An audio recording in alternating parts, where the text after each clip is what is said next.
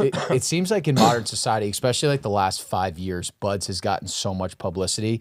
It seems like some guys in the teams like get annoyed by how much publicity Buds actually gets. Some guys think that it's justified. Like, what is your perspective on it? I think the less the public know about it, the better. And that's just for the reason that they don't understand. Yeah. They don't understand the reasoning for the things that we do to those young men and that we all had done to us when we're going through that training.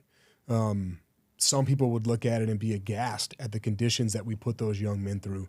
But the reality is it's nothing about it is sadistic. There's a purpose for every single thing that we do. And the instructors that are, the active duty SEALs that are leading that instruction, when you're going through it, it probably seems like they hate you with the passion, but nothing could be further from the truth. They love you.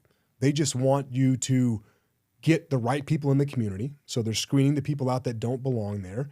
And then they're trying to prepare the right people for the rigors of the job. Because the reality is your job in the Navy is in that community, is to close with and kill the enemy. And that's it. And that's what we're training people for. We're not training them to be baristas. We're not training them to be salesmen. We're training them to go overseas, do very gnarly things, and then come back home in one piece with your honor and your dignity intact. And that process of Buds works. I don't know why it works. I ran a phase of Buds during my career. It is chaos, but it works in getting people prepared to do the job. So I think the less that people know about it, honestly, the better, because there's no way to get them to truly understand why all that stuff is necessary. And we faced congressional inquiries before. We faced all these different things that are trying to poke holes in this program. It's like that program is what keeps those young men alive. Right. Is the knowledge that no matter how bad it gets, they can go further. No matter how many times they get knocked down, they can get back up and they can keep going. And that's what our country demands of them in that job. And that's what their brothers demand of them in that job, is that the person to their left and the person to their right is going to be that individual.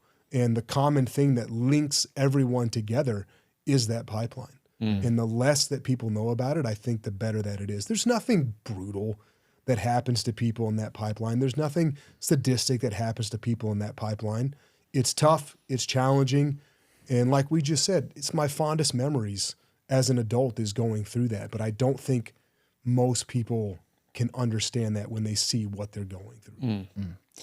Yeah, this is probably a naive thing to say, but I feel like a lot of that judgment is coming from people too who like can't run more than 10 miles and like they don't understand the extent that people need to be prepared for going and fighting, especially in the context of if you're not prepared, it's going to affect the ability of the entire team.